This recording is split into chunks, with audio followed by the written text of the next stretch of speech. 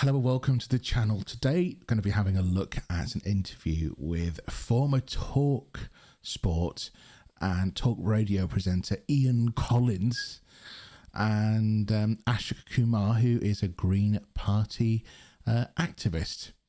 Let's look and comment on it. Let's speak with Ashok Kumar, Green Party activist, Associate Professor, Birkbeck University. Here's the thing, Ashok, right? Okay, I had no idea you were a Green Party activist. You used to be, you had views that I wouldn't necessarily agree with, but I never thought you were a nut job. So what the heck's happening? What's happened to you, man? I mean, if your grandparents could see you now, they'd go, what happened to young Ashok? He was a sensible guy, heading for a world of academia and lecturing, and now he's representing the Green Party. He's turned into a mad Marxist. Good afternoon, by the way. Afternoon, Ian. Well, I guess maybe 20% plus are mad Marxists who are now supporting the Green Party. I mean, Just putting out there what a massively loaded bias from the right in introduction that was. Christ on a bike. In polls, we came second to reform. So there needs to be an electoral option in this country. I supported Jeremy Corbyn 10 years ago, and the Labour Party obviously is completely lobotomized now. They don't stand for anything, and they just stand for the power structure. America, you want us to go to war? They use some rhetorical sort of bait and switch and say, oh, we're not supporting the war, we're only supporting defensive. They're supporting the war. Austerity, well, we have to do it because of growth. Call it what you want. You're supporting austerity. They've supported austerity. They've abandoned all his pledges. He doesn't stand for anything, and he's detestable. I mean, the Mendelsohn case is just representative of the rot that is like at the root of Labour Party. It's unreformable. And so people are coming to the Greens in droves. 6 months ago we had 60,000 members. Now we're upwards of 220,000 members. Who knows? Every day there's thousands joining. What I don't get, Ashok, look, it's we're not North Korea, so people can vote for who they want and support who they want, and that's the lovely thing. I've always said this. I love the fact that when Jeremy Corbyn was standing, I thought it was a fantastic example of democracy. You were much more sympathetic to Jeremy Corbyn, and then for some reason, Talk TV transformed your politics within years. You became so anti. I used to come on Ian. I was always in favour of him being able to exist. I wasn't suggesting he didn't exist. Yeah, you didn't want to kill him. We exterminate him or anything. No, I liked great. How magnanimous of you. Absolutely, isn't that decent of me? No, but the point is that our political structure, our spectrum rather, should be a great choice. And when we see those silly names like Monster Raving Loony Party and the Is Elvis Alive Party, it might be a bit daft, but so what? It's a democracy. It's great. However, the Green Party, you've got this Zack Polanski character. I mean, what the hell is going on there? Is he out of central casting? He has no charisma. He's got very little politics. I'd like to push back on that. I think personally, I think Zack Polanski has plenty of charisma, and it's you can argue, of course, that Nigel Farage has charisma, but what Farage doesn't have is a backbone that's rooted to supporting the causes of the UK. Now, if you're on the right, you may completely disagree with me on that. Fine. But whatever Trump does, he will literally follow in the same vein as Tony Blair did. And that's essentially, that's kind of what's wrong with British politics. It's muddled on and on for years and years, and the state of left and right, Labour Party and the Conservative Party. Once the Labour Party stood for socialist workers, it was a workers' party, but the People's Party for workers essentially was really the voice of the left. And I think the sort of last vestiges of that were really effectively in the 1980s with Neil Kinnock. As soon as you got the likes of John Smith as well was unfortunately he was never elected as Prime Minister as leader of the Labour Party in the early 90s. But when you got John Major taking over, it was more of the same. It was essentially a neoconservative party dressed up as a party for the left, and it took a while for everybody to realise that. But from 1997, you just essentially the difference between obviously the Conservative Party and the Labour Party is that the Labour Party borrowed a lot of money, and but they did carry on, especially within the NHS, the PFI, the Private Financial Initiative, defunding or nationalisation rather of the NHS, which, say what you will, but it did put a squeeze on the private sector. Surely it surely did. But my point is that the muddling along for 15 years of the Labour Party and the Conservative Party were essentially, they were two sides of the same coin. Really, there's not much difference between them in party politics until Jeremy Corbyn got elected in 2015. And then, of course, when Jeremy Corbyn got elected, the people like Morgan McSweeney, the Labour strategist, hated this move to the left. And, of course, they wanted him out. They didn't want this. They wanted the establishment politicians to practice establishment politics. And they wanted to keep businesses and friends of businesses on the right side of taxation. And so it continued. That's what is the big disillusionment in British politics. And of course, without dragging on, moaning on too much, Brexit was probably the defining factor in polarising many people's opinions and points of view. I mean, of course, at the time, I said Brexit was a terrible idea. I voted against it. I voted to remain in the European Union. Of course, in hindsight, no matter how you say that could have been cooked any other way in terms of how you would have managed to renegotiate those trade agreements with the other 20-odd member states of the European Union. I think it was impossible. I don't think it was. We didn't have anything to trade with. We had great barrier deal agreements from the 1992 Maastricht Treaty. And John Major went in there and he actually negotiated a fantastic deal with both imports and exports in terms of what we had to pay. We were virtually paying nothing for both imports and exports out into Europe. And the fact that you thought that a country that does 50% of its imports exports out with the European Union, the electorate thought that, effectively what it was is David Cameron saw UKIP as a threat. And in order to appease UKIP and Nigel Farage's party, he basically decided to have a referendum on Brexit, thinking that people couldn't possibly vote to leave the European. It was unthinkable. It was economic suicide.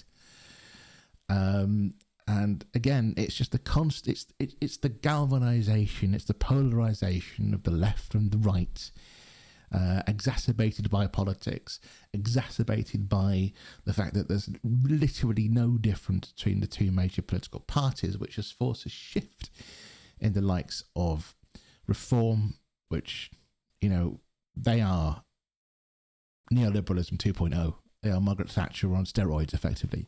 It's more of the same, just with a flavour of hating immigrants, effectively. It is what it is. And now I've rabbited on too much. This is apart from criminalising landlords and legalising drugs. That seems to be it. I mean, get a new leader, Ashok. You'd do it better. Sorry, I'd just like to push back on that point. Ian Collins here, if I just go back, and just see what he was saying about the Green Party there. At a central casting, he has no charisma. He's got very little policies apart from criminalising landlords and legalising drugs. That seems to be it. I mean, get a new leader, Ashok. You'd do it better. Absolutely incorrect. So one of the main policies of the Green Party is to, of course, implement a wealth tax. Now, some people say this is effective. Some people don't think it'll be particularly effective. And it's a tax which is 1% on assets above £10 million and 2% on net assets above £1 billion. Now, it's potentially expected to raise around about £30 billion to go into the public services and to help cut bills for ordinary people. So that's one of its main points when it comes to raising money. It's sort of related to reforms is they also want to pair it with related reforms like aligning capital gains tax with income tax as well to make the system overall much more fairer. Now, how effective this will be, well, it remains to be possibly seen, but it is an initiative. Of course, people argue the issue of capital flight. I don't think that's true. I think that's what I think that is it is sort of propaganda that's put in by the right-wing press, who are funded by billionaires and millionaires, not wanting to see this come into action. And what the Daily Mail do is they say, oh, this is absolutely fucking terrible. This tax is going to be put in, and people are going to be disappearing in their droves from the UK to other climes. And I don't think that's necessarily true at all. People do stay in the UK for a number of reasons. The climate's fairly moderate. The schools are, not too bad if you've got money to send your kids to public school, which is private school of the UK, obviously.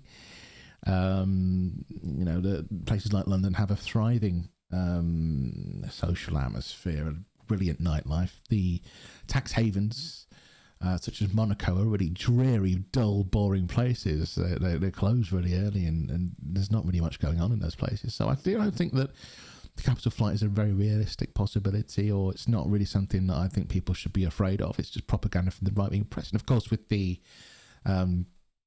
war in Iran at the moment, I don't think you'll be seeing a lot of people moving to Dubai. Whether that extends in the long term or not, it remains to be seen. I think possibly it could really put people off moving to Dubai anyway, if it's seen as an area which could potentially move from one of the most stablest countries in the Middle East, one of the most richest, wealthiest havens for people who don't want to pay tax, to an area that could be bombed out of existence within a few months by Iran or whatever. I think it makes a state, or makes the case for staying in the UK much stronger in that sense. Well, look, charisma is really subjective. You might think he doesn't have charisma, but the hundreds of thousands, quite literally, of people who've joined the Greens, the people of Gorton and Denton, a seat nobody expected us to win, and it's 150 on our target list. And people, the May elections, if you look at the recent polls, Labour support in big cities like London and others is collapsing, and they're going directly to the Greens. So you might think that he has no charisma. Maybe charisma doesn't matter. I personally think he has plenty of charisma, because what is charisma? Yeah, he might not be slick Willy like Bill Clinton. He might not be smooth talking like Blair, but he stands up for what he believes, and he defends what he believes, and he doesn't kowtow to which way the wind's blowing. Yeah. And people respect that. You might not think he's a smooth operator or used car salesman like charisma, but what he has is authenticity. And that's what people are crying out for. They don't want another person shucking and jiving, a charlatan, someone who says something and does another thing like Starmer does. He's hated, he's reviled. He ticked all the right boxes in terms of charisma. I mean, I don't know, I don't see it. But that's not what people are crying out for right now. They want someone real, and that's what they're getting with Zack Polanski. What I think is interesting, Ashok, and this is a wider point about politics and how we digest it and where we plant our flags of allegiance, etc. And I don't know, maybe it's always been like this. I'm just a young buck, not long out my teens, as you can tell. But in my lifetime, I've never quite seen politics function in a kind of almost a sporting way, where you plant your colours.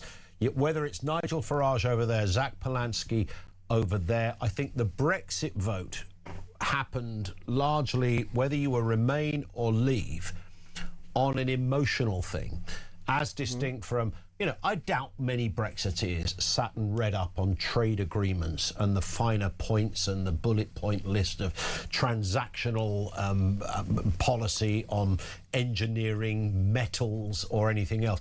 And similarly, I doubt whether many Leavers, many Remainers looked at the cost balance of Remain or Leave and all the other details that would also go with that argument. People voted on what they kind of felt was the right thing. And now you have Nigel Farage doing really well in the polls because people feel that need for change, and the Green Party are hoovering up, but on a similar basis. This is not philosophically led politics, is it? This is about a feeling. Like you might support Chelsea, you might support Zack Polanski. No. No, it's not the politics of feelings. It's the politics of being fucked over many times by many different politicians, all vying on the side of big business. Farage does this. Obviously, the Labour Party with Keir Starmer does this. Reform, all the major right fractious parties, Reform, Conservative and Labour in the pockets of big business. That was a bit of a whistle, wasn't it? Whoops. So, and if you if you think back, like you can't necessarily say that this has never happened in British politics before. That it's like pick a team. I mean, look at the 1980s. Look at the complete polarisation, splitting down the middle of the country. That Margaret Thatcher's mining policies and the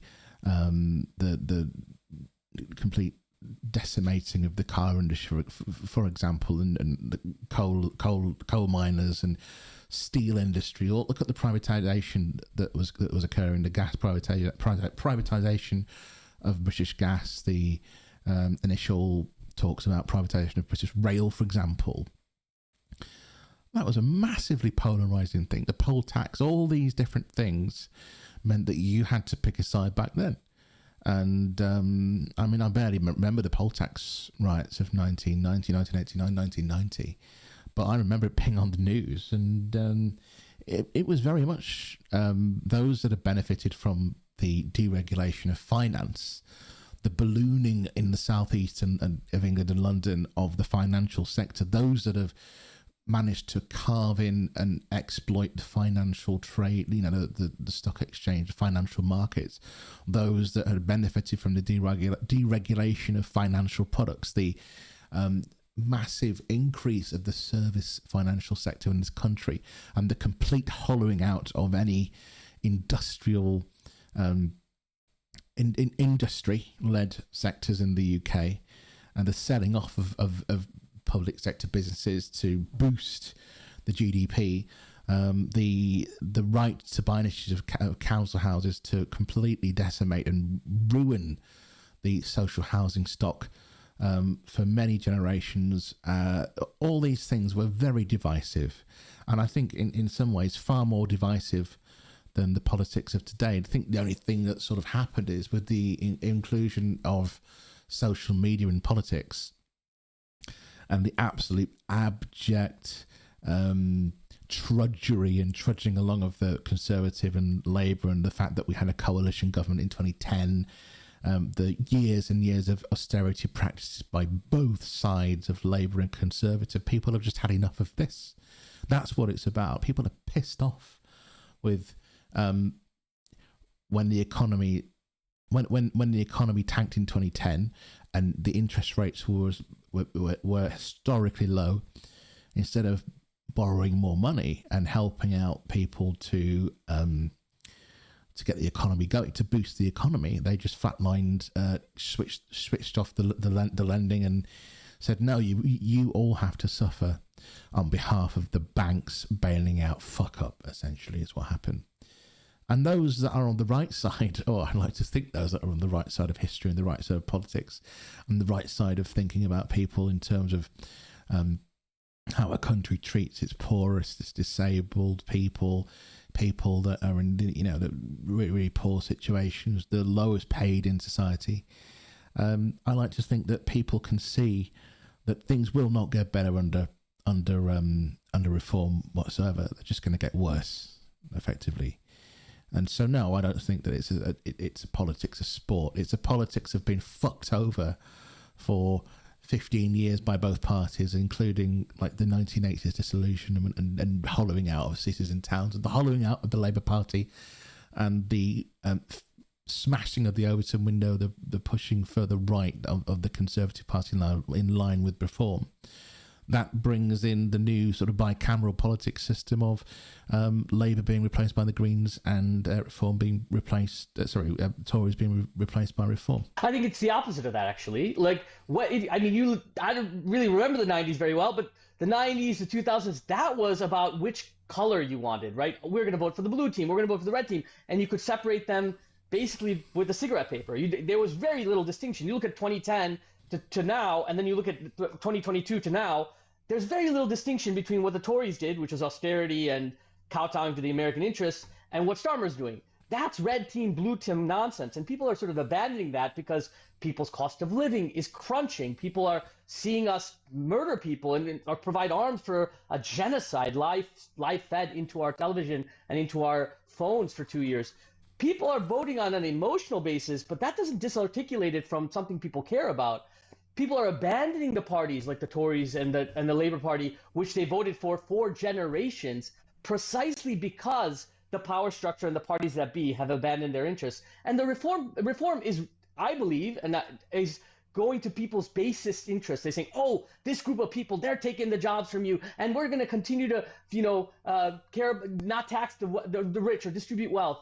And what the Green Party is saying is, we believe that it's not immigrants that are the problem. It's that there's a power structure, a ruling class, a group of wealthy people in our society that have accumulated an enormous amount of wealth. We want to take a bit of that and distribute it to the people that produce value in society, workers and others. And so that's really speaking to that. The reason people are abandoning the center is because the center hasn't provided them anything. The Tories haven't provided them a better life. The Labour Party hasn't provided them a better life. And that's why they're going towards parties that are offering something dramatically different. Just a final word on Hannah. Yeah, I completely agree with that. People are tired. People are pissed off that they can't pay their bills. And I think as well, it sort of, especially, I think what may harm reform, especially if the Iran war sort of carries on in its current form, Nigel Farage will literally kowtow down to, or historically, Nigel Farage has kowtowed down to whatever Trump wants. These meetings that he's had in Mar-a-Lago when Trump won, Farage went over to see him. It's kind of almost sycophantic, effectively. People have had enough, though. People can remember, like people at my age can remember the Iraq War. People can remember the 400 odd soldiers that died on behalf of our country. People remember that when Donald Trump gets up and says that NATO countries would never go to the rescue or to the help of the United States is utter bullshit. And when Trump says, "Oh well, we don't need your help, we've won the war," and then a week later he's saying, "Oh wait, we haven't won the war, we nearly have, but we need your help to, get the Straits of Hormuz open." Well, no wonder all the countries in NATO are basically saying, "Fuck off." Nobody consult. Like, if the US maybe had gone to Congress, maybe if Congress had maybe got support in Congress, maybe if he'd gone to the United Nations, maybe if he consulted everybody and presented the actual evidence as to why Iran was apparently creating nuclear grade weapons, uranium, which by the way is absolutely there's zero evidence for that in terms of that it was a genuine threat. I mean, even last year Trump bombed the nuclear facilities in Iran and claimed that they wouldn't be able to create nuclear grade weapons for decades and decades. This nuclear weapons claim is something that dates back to like 1991 with Benjamin Netanyahu regularly getting on TV all the time. Every year or two he gets on TV and he says that Iran are within months of building, 1995, 98, 2002, on and on and on and on, the same thing. They want to start a war with Iran, and I think that could potentially damage people like Farage, who, and it is very much, people say that Starmer is spineless, and he kind of is. I agree with that. But to just blindly follow the United States into yet another unwinnable war that will cost the world's economy, probably billions or trillions of dollars in risen oil prices. I don't think people. I think that could be harmful to Nigel Farage, and I hope that it is harmful to him, because he's been very fucking quiet, hasn't he? He's been very quiet on the whole war front. Apart from saying, I think he said that we probably shouldn't get involved, but that was doing a U-turn from space, whereby when Trump said that they did want to get involved Trump did people want his allies to get involved in the war, that Farage jumped up straight away and said we should be getting involved, we should be doing everything to help the United States. Well, fuck that. And even in the right-wing media, if you look at the comment section on news articles, despite the right-wing Daily Mail wanting us to get involved from day one, they wanted that, you know. I don't really understand it, to be honest. Yeah, I hope it's harmful to Farage. Spencer, the new Green Party MP. I think, and hear me out on this, Ashok, I think it's outrageous that this woman is even in Parliament. I think it's a disgrace that she stood for office. I think it's an outrage that she's seen speaking publicly on the Green benches, not because she's a lefty, but because this country is short of flipping plumbers. We can't afford to lose one. And in the world of diversity... Oh, he's trying to put out a point. He's trying to mask his real comments with humour here. His real comments are why it is a disgrace that this woman is speaking in Parliament, despite the fact that she got a 41% vote in the Gordon Denton by-election. It was basically a landslide win, but she shouldn't be allowed to speak or stand in Parliament whatsoever. But masking that with hilarious dad joke humour. We certainly can't afford to lose a female plumber. What do you say? 100%. Well, look, I think I don't disagree with you. I mean, I think the Green Party, I don't know what the specific policy around getting more women into plumbing is, but there definitely needs to be some kind of policy, not DEI, but a policy to encourage, more women and more, historically marginalized people. There's one less plumber in her constituency now. I mean, people are crying out for flipping. Everybody needs a plumber. Well, you should write her a letter. I think I will. She do both plumbing and be an MP. Yeah, maybe you can. Yeah, maybe there is a way of mixing it up. Ashok, great to speak. Thank you, sir. Ashok Kumar, Green Party activist. I don't quite know what the end of that interview was all about. I think it was just a general dig and a joke at Hannah. I can't remember what her last name is now. I should know what her last name is. Yeah, so thanks for watching. It's hard, it is difficult being a left-wing YouTuber. There's not the coins involved as there are in being a right-wing grifter. So please subscribe and leave your comments down below. Thank you.